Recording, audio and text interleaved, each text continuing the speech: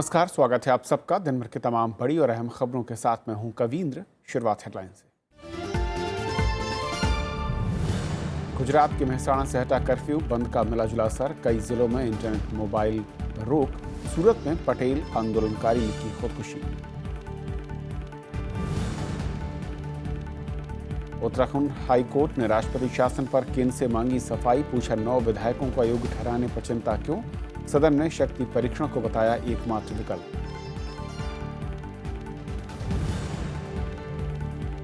मराठवाड़ा के जालना में 5 साल से लगातार सूखा, इस साल 36 किसानों ने की आत्महत्या। राजस्थान के 19 जिले सूखा पीड़ित घोषित। राज्यसभा टीवी की खास कवरेज।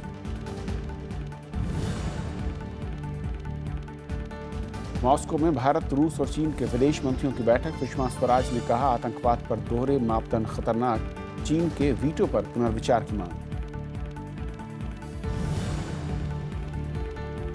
5.3 की तीव्रता वाले भूकंप से फिर हिला जापान। इक्वाडोर में 350 लोगों की मौत, बिजली और संचार सेवाएं ठप। 7 दिन में 8 बार हिली धरती। और आइए देखते हैं पहली खबर।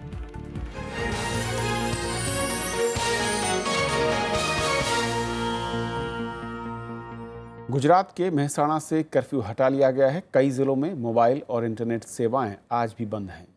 पटेल समुदाय की ओर से आज बुलाए गए बंद का मिला-जुला असर रहा। वहीं सूरत में पटेल आंदोलनकारी ने खुदकुशी कर ली। सोमवार को गुजरात में पाटीदार आंदोलनकारियों की ओर से बुलाए गए बंद का मिला-जुला असर देखने को मिला। कई जगहों पर व्यापारियों ने खुद ही अपनी दुकानें बंद रखीं, तो कहीं लोगों को रोजमर्रा की जरूरतों के लिए भी जद्दोजहद करनी पड़ी। यहाँ से रास्ते में उतार दिए, अभी आगे जाएगा किधर। ड्राइवर तो उतर गए, बोला हम आगे नहीं सकता है। पब्लिक का सुविधा भी देखना मांगता है ना। फिर अभी हम पहुँचेगा कितना बजे और आज ही रिटर्न जाने का है। ये गीता मंदिर यहाँ हमारे गाड़ी स्टॉप कर दिया है। हमारे कड़ी जाने का था, हमको यहाँ रुका दिया है। अब सूचना मिलेगी कि अब तुम जाओ तब हम जाएंगे। वहीं पाटीदार आंदोलन को लेकर अब पुलिस ने कई लोगों के खिलाफ मामला दर्ज कर लिया है।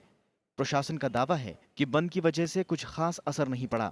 हालात अब पूरी तरह से काबू में हैं। जिला में यातायात सामान्य है, स्कूल कॉलेज सब खुले हैं, एग्ज़ाम चालू हैं। कायदा व्यवस्था बनी रहे इसके लिए चापती नज़र पुलिस और एडमिनिस्ट्रेशन की है और उसके लिए पूरी तैयारी है। आंदोलन के मसले पर कांग्रेस ने राज्य के मुख्यमंत्री को प्रदर्शनकारियों से बात करने की नसीहत दी है और एक बार फिर से उठे पटेल आरक्षण आंदोलन के धुएं को नरेंद्र मोदी के मुख्यमंत्री दौर की नाकामियों का नतीजा बताया है। पुलिस ने पहली बार पथराव किया, ये हमने पहली बार देखा और बहुत सारे लोगों को चोटें आई हैं। ये पूरा मोदी मॉडल का फेलियर है। किसान के पास ना रोटी है और ना रोजगार और किसान सड़कों पर है। तो क्या ये मोदी मॉडल की असली सच्चाई है? गुजरात के मेहसाणा में रविवार को पाटीदारों ने प्रशासन की मंजूरी नहीं मिलने के बावजूद आरक्षण की मांग और हार्दिक पटेल की रिहाई को लेकर रैली का आयोजन किया, जिसके बाद पुलिस और प्रदर्शनकारियों में झड़प हो गई और धीरे धीरे आंदोलन ने हिंसा की शक्ल अख्तियार कर ली। इस हिंसा का असर सूरत में दिखाई दिया। हिंसा में कई लोग घायल भी हुए। हालात को काबू में करने के लिए प्रशासन ने धारा 144 लागू की, जिसे सोमवार सुबह हटा लिया गया। लेकिन हिंसा प्रभावित तमाम इलाकों में मोबाइल इंटरनेट को शाम तक बंद रखा गया और अभी भी इस पर नजर रखी जा रही है। Bureau report, Rajya Sabha TV. और इस पूरे मसले पर और बातचीत करने के लिए हमारे साथ बिजनेस स्टैंडर्ड की राजनीतिक संपादक अदिति फडणवीस हैं। अदिति, स्वागत है आपका। नमस्कार। ये जो मैं कहूँ कि पाटीदार आंदोलन है, इससे पहले भी हमने देखा, रुक रुक करके एक बार फिर से ये आंदोलन क्यों भड़कता है? क्या राज्य सरकार और जो पाटीदार मैं कहूँ कि इस आंदोलन के कुछ जो एक पदाधिकारी हैं उनके बीच में एक स्थायी समाधान नहीं दिख रहा है, या फिर कहीं कुछ और तरह की राजनीति आप देखती हैं इसमें? देखिए, पाटीदार 15% हैं जनसंख्या के गुजरात के, और ऐसे लोग नहीं हैं जिनको कि नज़रअंदाज किया जा सके, कोने में रख दिया जाए और कहा उनसे कहा जाए कि तुम चुप रहो, यहीं बैठो, यही तुम्हारी जगह है। ऐसे लोग नहीं हैं।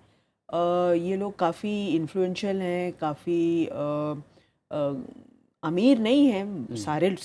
सारे पटेल अमीर नहीं होते हैं, लेकिन उनमें से बहुत सारे लोग हैं जो कि काफ़ी मतलब काफ़ी समृद्ध हैं और बाहर भी बहुत से पटेल अमेरिका में, इंग्लैंड में बहुत बसे हुए हैं। मेरे ख्याल से एक टिपिंग पॉइंट तब आया जब पिछली जुलाई में, जैसा कि आपकी क्लिप में दिखाया, पूरे पटीदार लोगों ने कहा कि हमें भी रिजर्वेशन चाहिए। और आरक्षण को लेके सिर्फ आरक्षण नौकरियों में नहीं, सरकारी नौकरी में नहीं, बल्कि सबसे बड़ी बात ये थी कि उनको पढ़ाई लिखाई में, ख़ास तौर से हायर एजुकेशन इंस्टीट्यूशन जैसे मेडिसिन या इंजीनियरिंग कॉलेजेस में उनको आरक्षण चाहिए था। ऐसा क्यों? क्योंकि उनको लगा कि अगर दलितों और अन्य ओबीसी जातियों को आरक्षण मिल सकता है, और अगर उनको आरक्षण मिलता है तो सरकारी कॉलेजेस में, चाहे मेडिकल हो चाहे इंजीनियरिंग हो, उनको कुछ पैसा नहीं देना पड़ता है, लगभग फ्री है, बहुत नॉमिनल फी है जी। लेकिन आपको अगर वहाँ पर आरक्षण नहीं मिलेगा तो आपको फिर ओपन प्राइवेट कॉलेज में पढ़ना पड़ेगा, जहाँ फीस बहुत ज़्यादा है। तो कुल मिला के सरकार ने ये बात समझने की कोशिश की, और सरकार ने कहा कि अगर आप इतने नंबर लेके आते हैं कि आप बहुत अच्छा कर रहे हैं अपने इम्तहान में, तो आपका भी फ्री कर देंगे हम।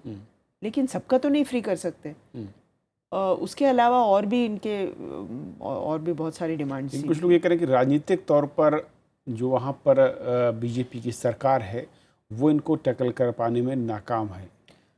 देखिए, जब जाति का मामला आता है तो उसको समझाना बहुत मुश्किल काम है। ये हम नहीं कहेंगे कि पूरी तरह से नाकाम है। उन्होंने आनंदीबेन पटेल से मेरी लंबी बात हुई थी। उन्होंने समझाया हमको कि कैसे कैसे इनको सलाह देने की कोशिश की गई कि यदि तुम ओबीसी में आ जाओगे तो ये एक जिम्मेदारी भी है, ये सिर्फ आप उसको सरकार से चीज़ें लेने की नहीं है, कुछ देना भी पड़ेगा। लेकिन जब जहाँ जाति का मामला आता है वहाँ पर मतलब ये स्थापित करना कि सोशली और एजुकेशनली और सोशली बैकवर्ड जाति है, ये गले उतरना थोड़ा मुश्किल है। लेकिन जब एक तरफ हरियाणा जैसे राज्य में अगर जाटों को लेकर राज्य सरकार एक अलग प्रावधान बनाकर उन्हें रिजर्वेशन के उसमें क्राइटेरिया में लाती है, कमोबेश कुछ उसी तरह के हालात उस समाज की भी हैं जो गुजरात में है। क्या लगता है कि हरियाणा मॉडल के चलते ही एक बार फिर से मामला, ये पूरा जो आरक्षण की आग है, एक बार फिर से भड़कती दिख रही है? हरियाणा मॉडल एक मायने में जाटों का मॉडल नहीं था। इन्होंने अपना जो सीख ली वो गुजरों के एजुटेशन से ली। ये अपने आप को शायद गुजरों के समकक्ष मानते हैं। तो पटेल ने कहा कि जिस तरह से गुजरों ने राजस्थान सरकार को पूरी तरह से घुटने टेकने पर मजबूर कर दिया, वैसे ही हम भी कर सकते हैं। जहाँ तक मेरी समझ है, इस समय जितने भी बहुत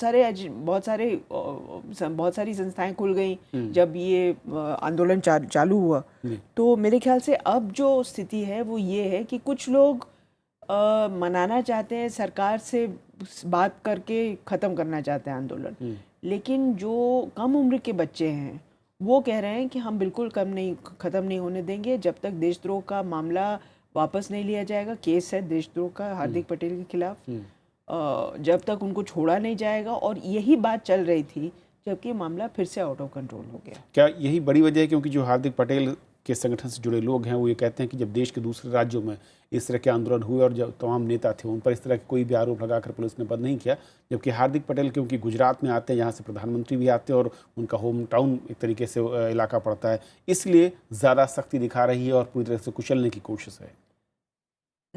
कोई भी चीफ मिनिस्टर अपनी लॉ एंड ऑर्डर पर सवालिया निशान नहीं उठने देगा। तो अगर आप उनके खिलाफ प्रदर्शन करेंगे और मतलब आगजनी करेंगे और पत्थर फेंकेंगे तो जाहिर है कि आपको लॉ एंड ऑर्डर अगर उनको मेंटेन करना है तो आपको भी भुगतना पड़ेगा, इसमें तो कोई शक नहीं है। लेकिन बाकी चीज़ों में मेरे ख्याल से एक ज़माना था जबकि पटेल समाज बहुत ही इन्फ्लुएंशियल था। अब उनको लग रहा है कि हमारे पास पैसा तो है लेकिन समाज में जो जगह हमारी होनी चाहिए वो नहीं मिल रही है। अब वो कैसे मिलेगी, ये तो बड़ा पेचीदा सवाल है। तो निकट भविष्य में कोई आप रास्ता देखती हैं इस चिंगारी को शांत करने के लिए, या फिर अभी ऐसा लगता है कि शायद चुनाव या फिर दूसरे जो हैं वो चीज़ें बार बार भड़का देते हैं इसे? अभी तो इधर कोई चुनाव है नहीं, सारे चुनाव खत्म हो चुके हैं गुजरात में, लेकिन दो संगठन हैं जो कि मुख्य संगठन हैं। एक हार्दिक पटेल का संगठन है जिसमें 40 से कम उम्र के यंगस्टर्स आपका ना यूथ लीडर फिल्म के हैं, साथ। और दूसरा लालजी पटेल का संगठन है जिसमें कि थोड़े परिपक्व लोग हैं जो कि इस चीज़ों को समझते हैं। तो मेरे ख्याल से दो दिशाओं में खिंच रहा है ये। और इस हफ्ते एक मीटिंग होनी थी इन सब लोगों की कि आगे क्या करना है हमें। उसके पहले ये सब हो गया। मेरे ख्याल से थोड़ा शक्ति प्रदर्शन भी हो रहा है कि एक संगठन ये जाहिर करने की कोशिश कर रहा है कि हम वजूद हमारा आपसे ज़्यादा। करेक्ट। जी, बहुत शुक्रिया थी इस पूरी बातचीत के लिए और इस चर्चा में शामिल होने के लिए आपका। और ये थी हमारी पहली खबर। छोटा सा ब्रेक और ब्रेक के उस पार दिन भर की दूसरी बड़ी खबर।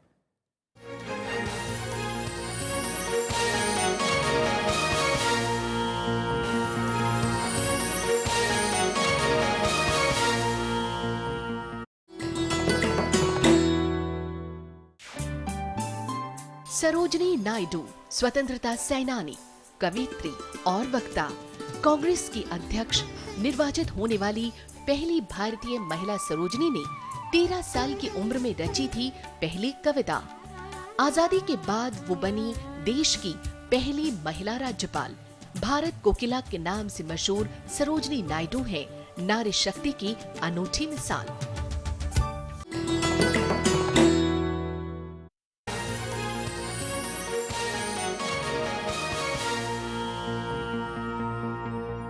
और अब बात सूखे की।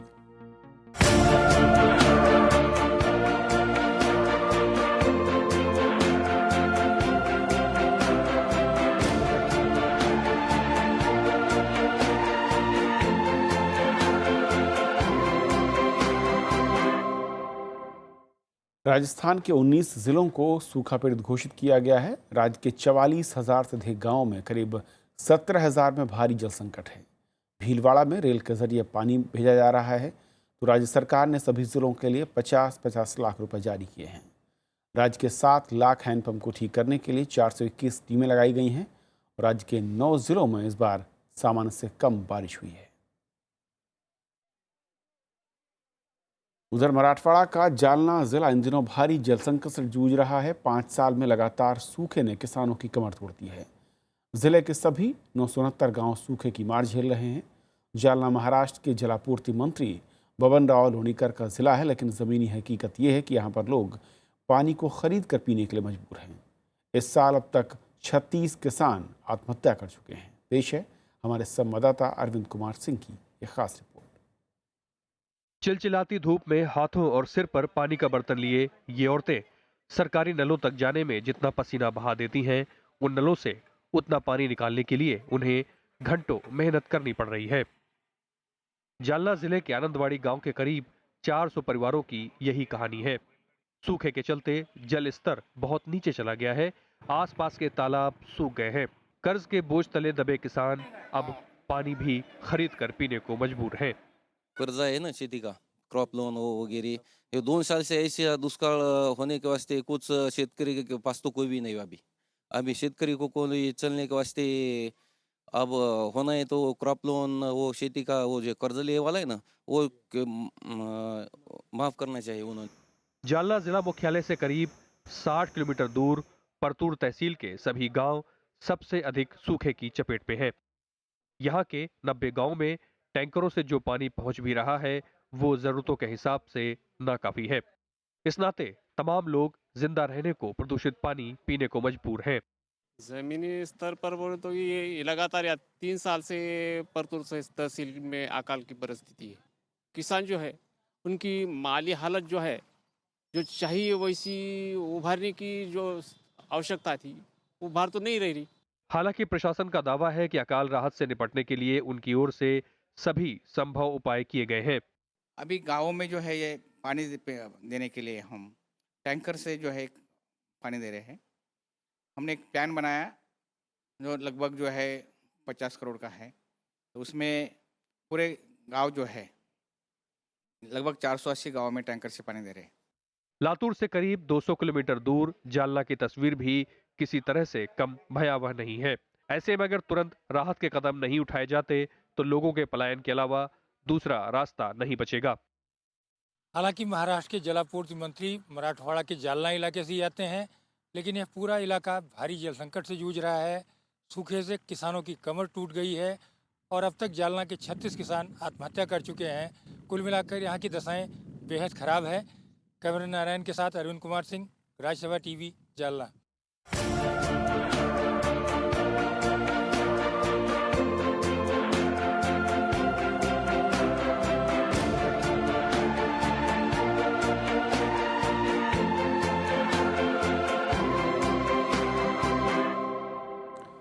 कांग्रेस उपाध्यक्ष राहुल गांधी ने आज पश्चिम बंगाल के मुर्शिदाबाद और नादिया में रैली की। दोनों रैलियों में उन्होंने केंद्र और राज्य की आलोचना की। उन्होंने बीजेपी और तृणमूल कांग्रेस पर एक भी वादा पूरा न करने का आरोप लगाया। तीसरे दौर के प्रचार के लिए बंगाल पहुंचे कांग्रेस उपाध्यक्ष राहुल गांधी ने उद्योगों को लेकर केंद्र और राज्य की टीएमसी सरकार को घेरा। उन्होंने कहा कि 5 साल पहले कांग्रेस की मदद से ममता बनर्जी की सरकार बनी थी, लेकिन सत्ता में आते ही ममता बनर्जी वादा भूल गई और युवा आज भी बेरोजगार हैं। ममता जी का वायदा था कि बंगाल का युवा बंगाल में रोजगार पाएगा।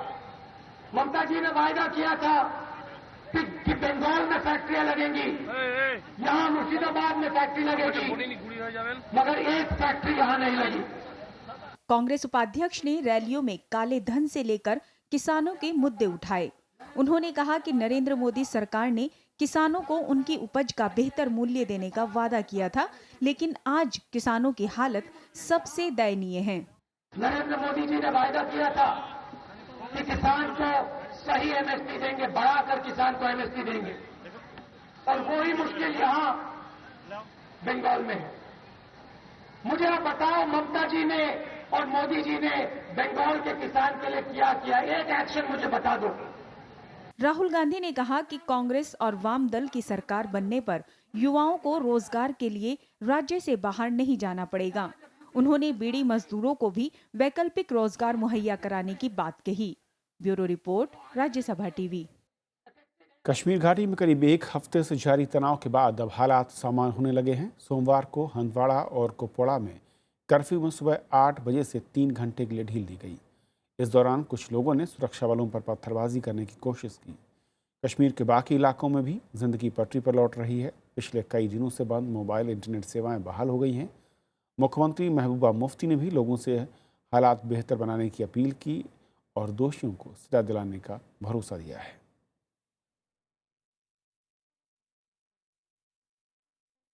जहां नाइंसाफी होगी वहां कड़ी सी कड़ी कार्रवाई होगी, सजा दी जाएगी। पर हम नौजवानों से ये गुजारिश है, उनके पेरेंट्स से, उनके घर वालों से गुजारिश है कि हमें जम्मू कश्मीर में अमन बहाल करने में मदद करें, ताकि जम्मू कश्मीर में तरक्की हो, ताकि जम्मू कश्मीर की जो बदहाली है उसको हम ठीक कर सकें। मुंबई की विशेष अदालत ने प्रवर्तन निदेशालय के आरोपों के खिलाफ किंगफिशर एयरलाइंस की याचिका खारिज करते हुए विजय माल्या के खिलाफ गैर जमानती वारंट जारी किया है। याचिका में कहा गया था कि माल्या ने IDBI से लिए 950 करोड़ रुपए के लोन की रकम से विदेश में संपत्ति नहीं खरीदी है।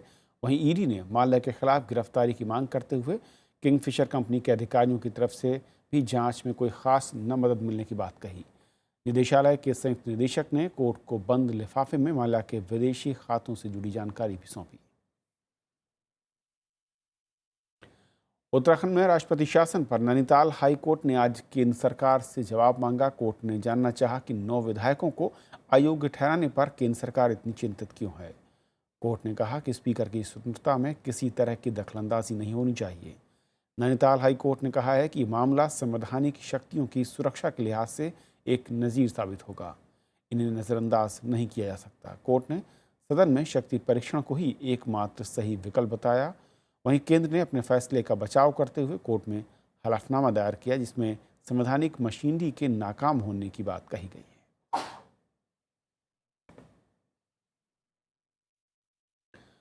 उपराष्ट्रपति मोहम्मद हामिद अंसारी ने आज छात्र छात्राओं से मुलाकात की। छात्र दिल्ली विश्वविद्यालय के कालिंदी कॉलेज के थे। राजनीति विज्ञान के इन छात्रों से उपराष्ट्रपति ने समसामयिक मुद्दों पर चर्चा की। छात्र छात्राओं ने उपराष्ट्रपति से मिलकर खुशी जाहिर की। उपराष्ट्रपति ने भी छात्र छात्राओं के उज्जवल भविष्य की शुभकामनाएं दी। जापान में आज भूकंप के फिर से तेज झटके महसूस किए गए। जापान में पिछले एक हफ्ते में तीसरा तेज भूकंप है। उधर शनिवार रात इक्वाडोर में आए 7.8 तीव्रता वाले भूकंप में मरने वालों की संख्या 350 तक पहुंच गई। ये पहली बार है जब 7 दिन में दुनिया के कई देशों में 8 तेज भूकंप के झटके महसूस किए।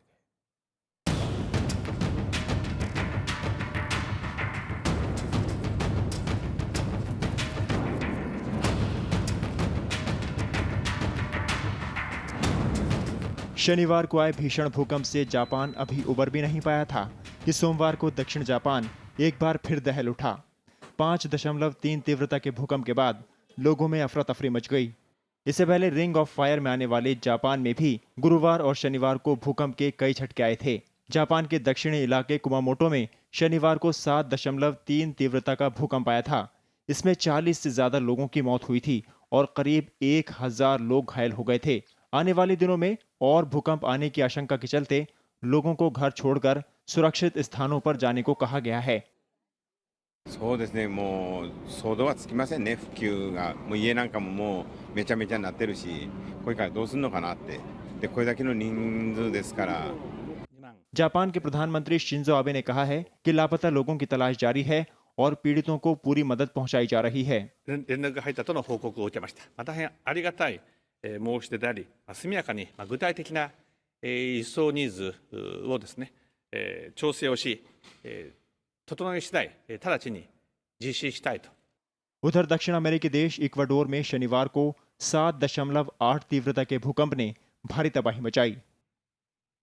मांटा, पोर्तोविजो और ग्वाक्विल में सबसे ज्यादा लोगों की जान गई है। राजधानी क्विटो में भी काफी नुकसान हुआ है।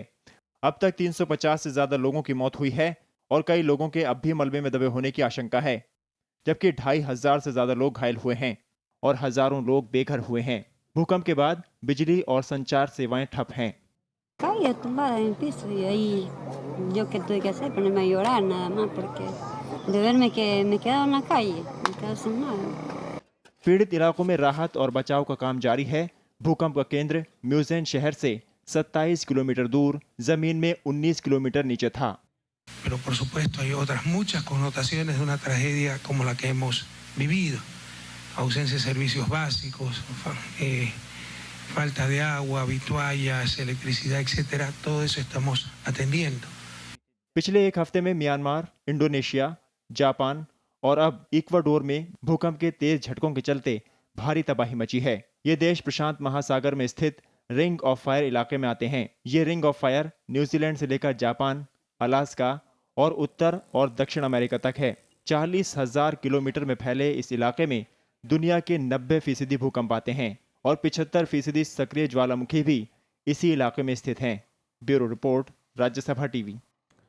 भारत ने मॉस्को में रूस और चीन के साथ विदेश मंत्रियों की बैठक में आतंकवाद से लड़ने के लिए कारगर नीति बनाने पर जोर दिया है। साथ ही संयुक्त राष्ट्र सुरक्षा परिषद में सुधार के मसले पर भी रूस और चीन से सहयोग बढ़ाने की बात कही। विदेश मंत्री ने चीन के विदेश मंत्री से मुलाकात में मसूद अजहर का मुद्दा भी उठाया।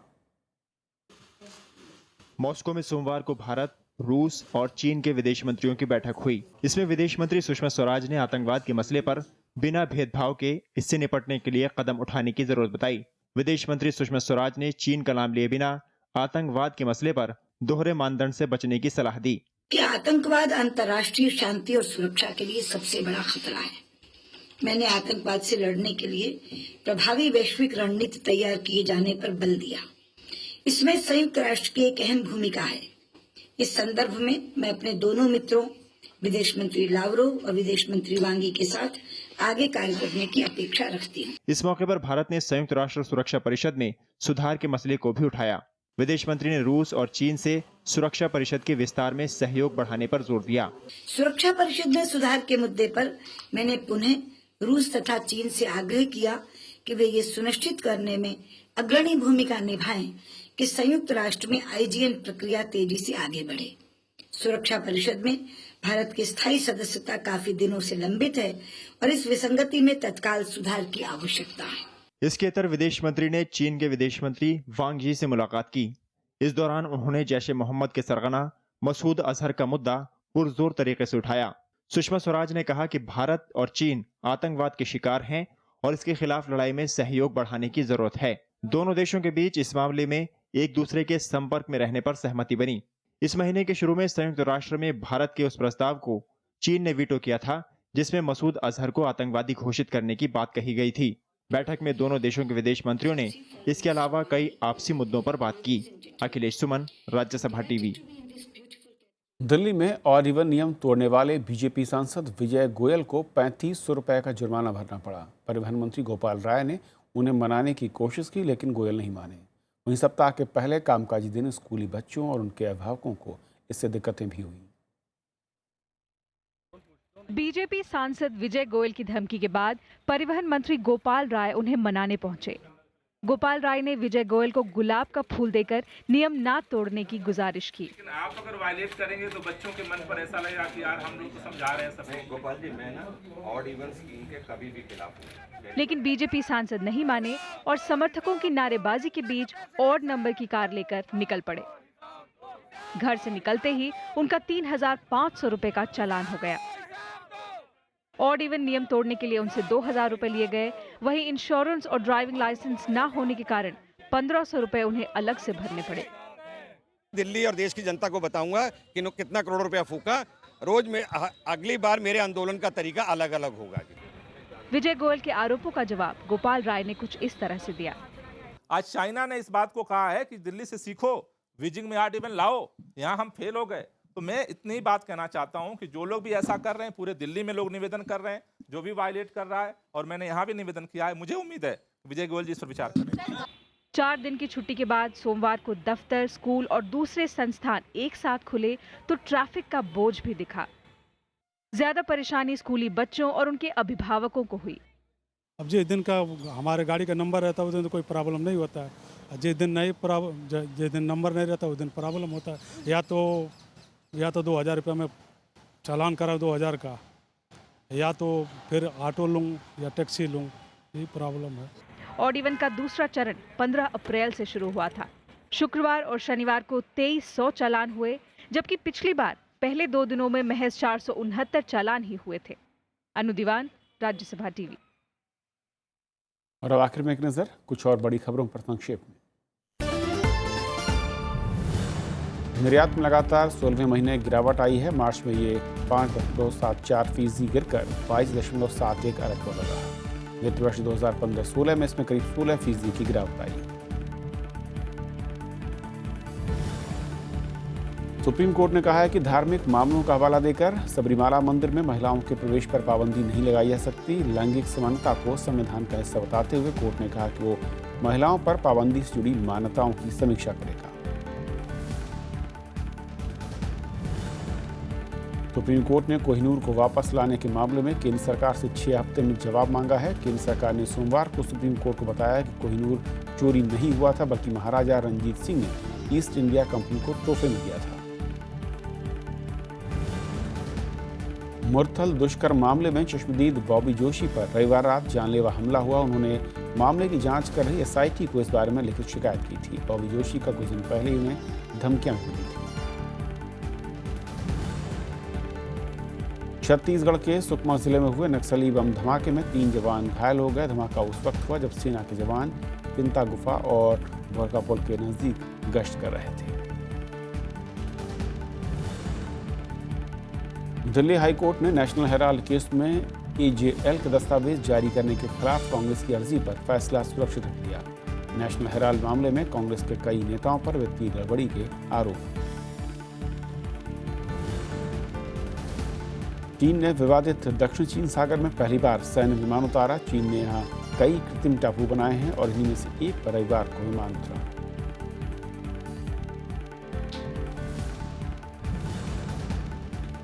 थोक महंगाई दर के 0 से नीचे रहने का सिलसिला जारी है। मार्च में थोक महंगाई दर -0.8% रही। फरवरी में थोक दर -0.91% थी। म्यांमार की नेता आंग सान सू की ने विद्रोहियों को शांत करने के अल्पसंख्यकों को स्वायत्तता देने की बात कही है। सूची के मुताबिक सरकार एक वास्तविक संघीय लोकतांत्रिक संघ स्थापित करने की कोशिश करेगी। दीपा कर्माकर ओलंपिक में क्वालिफाई करने वाली पहली भारतीय महिला जिम्नास्ट बन गई हैं। 52 साल के बाद ये पहला मौका होगा जब भारतीय कोई एथलीट ओलंपिक की जिम्नास्टिक प्रतियोगिता में हिस्सा ले।